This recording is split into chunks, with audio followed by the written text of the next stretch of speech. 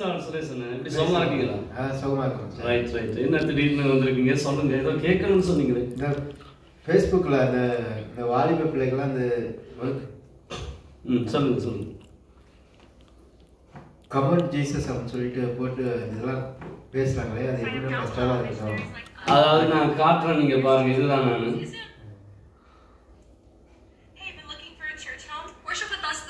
இதை பாருங்க.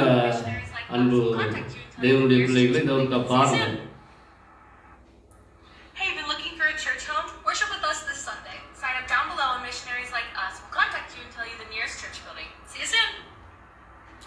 ஓகே, இதுல பாத்தீங்கன்னு சொன்னா கம் அன்டு கிறிஸ்ட், இதையா சொல்றீங்க நீங்க?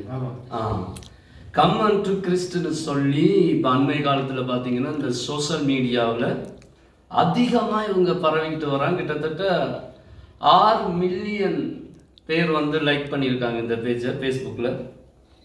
அதில் எனக்கு ஏன் இதை பற்றி நான் சொல்லணும் அப்படின்னு நினச்சேன்னு சொன்னால், இன்னைக்கு அதிகமான தமிழ் கிறிஸ்தவர்கள் இந்த ஃபேஸ்புக் பேஜை வந்து ஃபாலோ பண்ணுறாங்க. அது மட்டும் இல்லாமல் ஒரு சில பாஸ்டர்மார் கூட இந்த பேஜை லைக் பண்ணி அதுக்கு ஆமேன் அல்லேலூயா போடுறாங்க. ஏன்னா அது பார்த்தீங்கன்னு சொன்னால் இயேசு கிறிஸ்துவின் சபை, இயேசு கிறிஸ்துவின் ஆலயம் அப்படின்னு சொல்லி தலைப்பிட்டு அந்த ஃபேஸ்புக்கில் பார்த்தீங்கன்னா கிட்டத்தட்ட ஒரு 6 மில்லியன் பேர் வந்து லைக் பண்ணக்கூடிய ஒரு விஷயமா இருக்கு. அதை வந்து இன்னைக்கு நாங்கள் தெரியாமல் அதை இன்னைக்கு செய்கிறோம். அன்பு தேவனுடைய பிள்ளைகளை நீங்கள் அவருக்கா பார்த்துக்கொள்ளுங்க. இதுதான் அந்த ஃபேஸ்புக் பேஜ். இதில் வரக்கூடிய வீடியோக்களை பற்றி தான் இன்னைக்கு நாங்கள் ஒரு அவசரமாக ஒரு எச்சரிப்பு செய்தியை வந்து நான் உங்களோட சொல்லணும். ஒரு எச்சரிப்பு செய்தி. நீங்கள் நினைக்கக்கூடாது இது வந்து மிகுந்த கடைசி காலத்துக்கான ஒரு ஏமாற்று உபதேசம். நம்ம வெளிப்படையாக சொன்னால் கள்ள உபதேசம் அப்படின்னு கூட சொல்லலாம், கள்ள உபதேசம்னு சொல்லலாம். இவங்க பாருங்க, கம் அன்டு கிறிஸ்ட், இயேசுவிடம் வாருங்கள், அப்படித்தான் அவங்களுடைய தலைப்பு இருக்கு. ஆனால் அவங்களுடைய வரலாறுகள், அவங்களுடைய காரியங்களை நீங்க பார்த்தீங்கன்னு சொன்னா இயேசுக்கும் அவங்களுக்கு எந்த சம்பந்தமும் இல்லை. நான் அதை பத்தி சொல்றேன், அவங்களுக்கு ஓரளவு புரியும் நினைக்கிறேன். இந்த மோர்மனிசம் அப்படிங்கிற ஒரு குரூப் தான் இவங்க வந்து பார்த்தீங்கன்னு சொன்னா பரிசுத்த வேதாகமத்தின் அடிப்படையில் எதையும் செய்ய மாட்டாங்க. இவங்க வந்து மோர்மனிசம், த புக் ஆஃப் மோர்மன் அப்படின்னு சொல்லி ஒரு புத்தகம் வச்சிருக்காங்க. அந்த புத்தகத்திலிருந்து தான் இவங்க போதிப்பாங்க. அதை பார்த்தீங்கன்னு சொன்னா கிட்டத்தட்ட அவங்க அந்த புத்தகத்திலிருந்து தான் பல சட்டத்திட்டங்கள் காரியங்களை போதிப்பாங்க. பைபிளை நம்மள்கிட்ட காட்டவோ, பைபிள்ல இருந்து போதிக்கவோ, பைபிள் வந்து சொல்லவோ மாட்டாங்க. ஆனால் இவங்களுடைய வாயில பார்த்தீங்கன்னா அடிக்கடி இயேசு கிறிஸ்து, ஆமென், இயேசுவிடம் வாருங்கள். நான் காட்டினேன் பாருங்க, அந்த ப்ரொஃபைல்ல கூட இயேசுட படத்தை தான் போட்டிருக்காங்க, இயேசுவிடம் வாருங்கள் அப்படின்னு போட்டிருப்பாங்க. நான் இவங்களுடைய விஷயத்தை மிக எச்சரிக்கையா இருங்க. கிறிஸ்தவர்கள் நீங்க இந்த வீடியோ பார்த்து கொண்டிருப்பீர்களானால் மிகுந்த எச்சரிக்கையா இருங்க. இது கடைசி காலத்தினுடைய மிகப்பெரிய கள்ளோபதேசம். எப்படி எகோவா விட்னஸோ, எப்படி ஜீசஸ் ஒன்லியோ, எப்படி ஸ்பிரிட் ஒன்லியோ, எப்படி துருபதேசங்கள் இருக்கோ, அதே போல இந்த குரூப்பினரும் இந்த குழுவினரும் ஒரு மிகுந்த கடைசி கால துருபதேசம் கொண்டவர்கள். இவங்களுக்கு நீங்க வந்து ஆதரவு தெரிவிக்க வேண்டாம், இவங்களை நீங்க ஏற்றுக்கொள்ளக்கூடாது, இவங்களை நீங்க நம்பவும் கூடாது அப்படின்னு சொல்லி நாங்க உங்கள்கிட்ட இந்த பதிவின் மூலம் உங்களுக்கு ஆதாரபூர்வமா சொல்ல போறோம். ஏனென்றால் நான் சோசியல் மீடியாவில பார்த்தேன் சுரேசன், அதிகமான தமிழ் கிறிஸ்தவர்கள் இதை லைக் பண்ணியிருக்காங்க. அதிகமான கிறிஸ்தவர்கள் இதுக்கு ஆமீன் போடுறாங்க. காரணம் பார்த்தீங்கன்னா அவங்க ஒரு ஷார்ட் மெசேஜ் தான், இயேசு கிறிஸ்து வாங்க சமாதானம் அப்படின்னு சொல்றாங்களே தவிர இவங்களுடைய வரலாறு வேற. இவங்களுக்கும் பைபிளுக்கும் சம்பந்தம் இல்லை. இவங்க மிக முக்கியமாக இந்த கடைசி காலத்தினுடைய கள்ள உபதேசிகள். பைபிள்ல இருந்து இவங்க போதிக்க போறதில்லை. இவங்க புக் ஆஃப் மோர்மன் அப்படின்னு ஒரு புத்தகம் தங்களுக்கு எழுதி வச்சிருக்காங்க, அதைத்தான் இவங்க போதிக்கிறாங்க.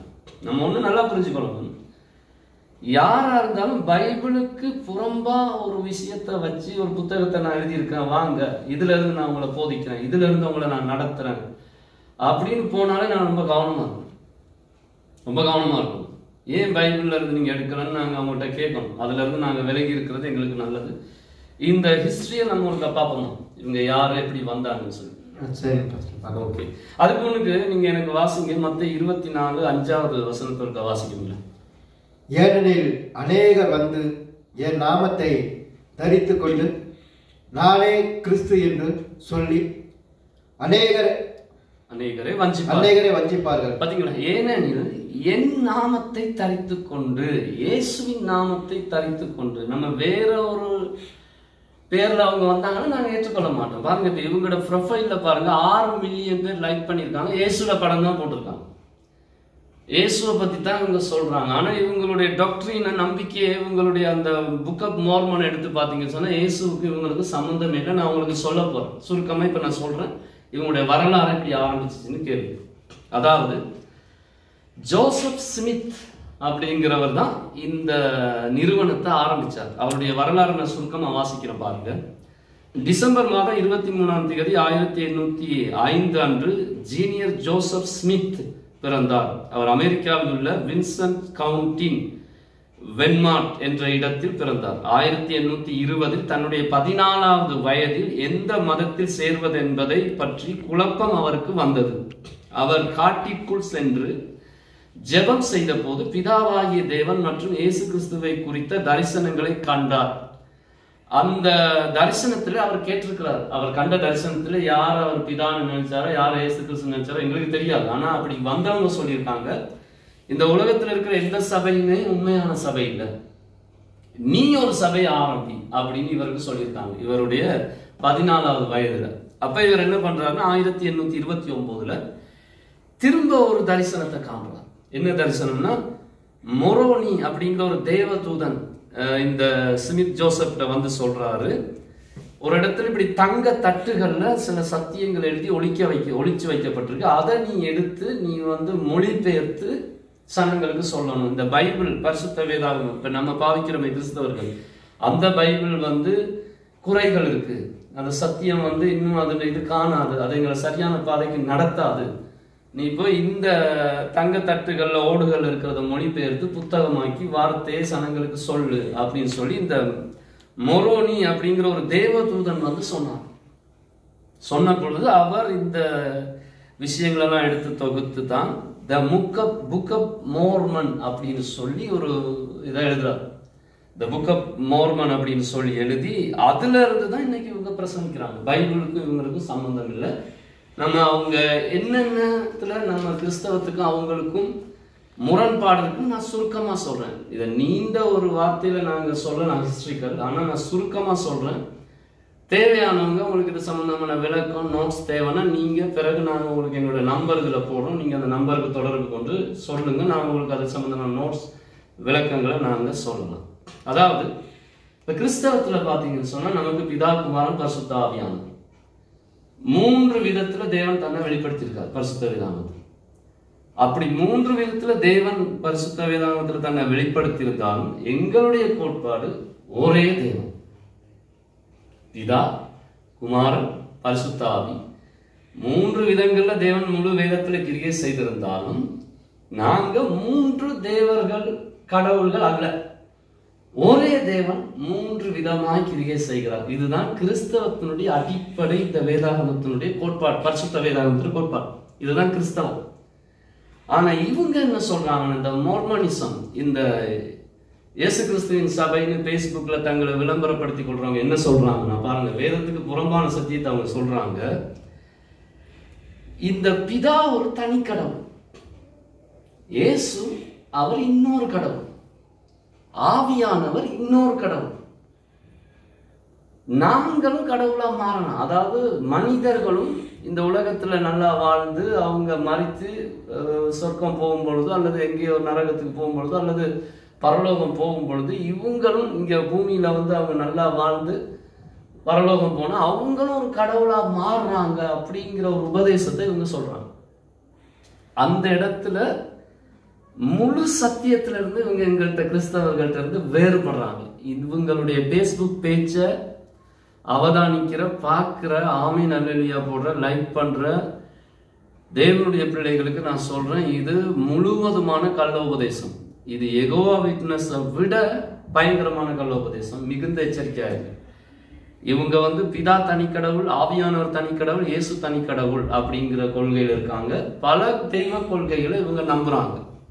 அதுக்கு மேல மோர்மனிசத்தின் படி இயேசு பரலோக தந்தை மற்றும் பூமியில் உள்ள அந்த மேரி மாதா தாய் நேரடி சரீர உறவில் ஈடுபட்டு பிறந்தவர் அப்படின்னு சொல்றாங்க இவங்களுடைய பைபிள். அந்த மோர்மன், புக் ஆஃப் மோர்மன் சொல்லுது. இது எவ்வளவு பெரிய அபாண்டமான பொய். இயேசுனுடைய அந்த பிறப்பே அசுத்தப்படுத்துற ஒரு பொய். இந்த பொய்யை பிசாசு தான் சொல்லும். அப்ப முழுவதும் இவங்க ஒரு கள்ள உபதேசிக்கிறதுக்கு இந்த மிக முக்கியமான ஆதாரங்களே கிடைக்குது இவங்கள்ட்ட. ஆனா இவங்களை பாத்தீங்கன்னா இயேசு கிறிஸ்து, ஆமென், இயேசு கிறிஸ்து சபை, அவரோட போட்டோ. ஏன்னா பைபிள் இங்க எங்களுக்கு தெளிவா சொல்லுது 24:5 பாருங்க, ஏனெனில் அநேகர் என் நாமத்தை தரித்து கொண்டு. இயேசுன்னு சொல்லாட்டி கிறிஸ்தவர்கள் நாங்க ஏமாற மாட்டோம். அது யாரை தெரிந்து சொல்லுவாங்கன்னா, நாமத்தை தெரிந்து கொண்டு நானே கிறிஸ்து என்று சொல்லி அநேகரை வஞ்சிப்பார்கள். 24வது வசனத்தை வாசிங்க. 24வது மத்தேயு 24:23 வாசிங்க. அது சொல்லுது இல்ல 23 வாசிங்க. அப்பொழுது இதோ கிறிஸ்து இங்கே இருக்கிறார், இதோ அங்கே இருக்கிறார் என்று எவனாகிலும் சொல்வானால் நம்பாதீர்கள். 24 சொல்லுது பாருங்க. ஏனெனில் கள்ள கிறிஸ்துக்களும் கள்ள தீர்க்கதரிசிகள் எழும்பி கூடுமானால் தெரிந்து கொள்ளப்பட்டவர்களை வஞ்சிக்கத்தக்கதாக பெரிய அடையாளங்களை அற்புதங்களை செய்வார்கள். தெரிந்து கொள்ளப்பட்டவர்களும் வஞ்சிக்கப்படத்தக்கதா அப்படின்னா இவங்க யாரை தெரியுமா டார்கெட் பண்ணுவாங்க? ரட்சிக்கப்பட்டவங்க, ஏற்கனவே ஞானஸ்தானம் பெற்று இயேசுக்குள்ள உறுதியா வாழ்ற விசுவாசிகள் தான் இவங்களோட மிகப்பெரிய டார்கெட். இன்னைக்கு இந்த ஃபேஸ்புக்ல பாத்தீங்கன்னா அதிகமான ஆண்டவரை தெரிஞ்சவங்க இவங்களை ஃபாலோ பண்றவங்களா மாறிட்டாங்க. இவங்களுடைய முழு ஹிஸ்டரியும் தெரிஞ்சா அன்பு தேவனுடைய பிள்ளைகளை நீங்க இவங்களை பின்பற்ற மாட்டீங்க. இவங்களை குறித்து மிக ஜாக்கிரதையா இருங்க. இவங்க சொல்றாங்க பரலோக தந்தைக்கும் பூமியில மரியாளுக்கும் ஒரு சரீர உறவின் படி பிறந்த ஒரு குழந்தை தான் இயேசு அப்படின்னு சொல்றாங்க. இதுவே இவங்க பரிசுத்த வேதத்துக்கும் இவங்களுக்கும் பயங்கர முரண்பாடு. இயேசுனுடைய பிறப்பையே இவங்க அசுத்தப்படுத்தக்கூடிய வார்த்தைகளை, கொள்கைகளை வைத்திருக்கிறார்கள். இவர்களை நம்ப வேண்டாம். இவங்க பாத்தீங்கன்னா மது அருந்த மாட்டாங்க, ரொம்ப நல்லவங்களா நடந்து கொள்வாங்க. மற்றது டீ காபி கூட குடிச்சா அதுல ஆல்கஹால் இருக்குன்னு சொல்லி அது கூட குடிக்க மாட்டாங்க. கிறிஸ்துமஸ் அனுசரிப்பாங்க, நல்லா பழகுவாங்க, மற்றவங்களோட உபவாசங்களை கடைப்பிடிப்பாங்க. மற்றது இவங்கள்ட்ட இன்னொரு பழக்கம் இருக்கு, செத்தவங்களுக்கு ஞானஸ்தானம் கொடுக்கு. இவங்கள்ட்ட இருக்கு, அந்த ஹிஸ்டரியில நான் படிச்சு பார்த்தேன். செத்தவங்களுக்கு ஞானஸ்தானம் கொடுக்கறத ஏற்றுக்கொள்றாங்க. அதோட இவங்க சொல்றாங்க நித்திய வாழ்க்கைக்குள்ளேயும் நமக்கு ஒரு திருமண வாழ்க்கை நடக்கும்.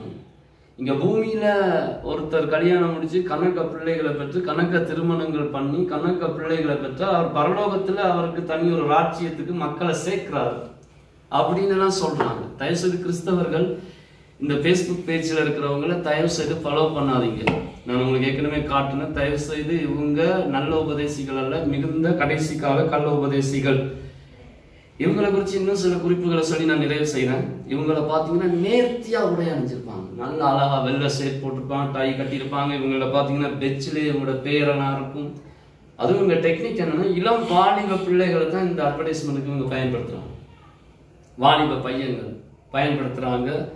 பயன்படுத்தி ஒரு கவர்ச்சியை, ஒரு விதமான அந்த ஒரு மேலோட்டமான ஒரு பக்தியை காண்பிச்சு ஜனங்களை இன்னைக்கு வஞ்சிக்கிறதுல இந்த மோர்மனிசம் குரூப், அதாவது இயேசு கிறிஸ்து சபை அப்படிங்கிறவங்க முயற்சி பண்றாங்க. சோசியல் மீடியாவில் அது மிக தீவிரமா பரவி கொண்டு வருகிறது. விசுவாசிகளுக்கு நாங்க சொல்றோம், தேவனுடைய பிள்ளைகளுக்கு நாங்க சொல்றோம், நீங்க எந்தெந்த சபைக்கு போறீங்களோ அந்த சபையில சத்தியத்தை கேட்டு அந்த பாஸ்டருடைய சத்தியத்தை கேட்டு உறுதியா இருங்க.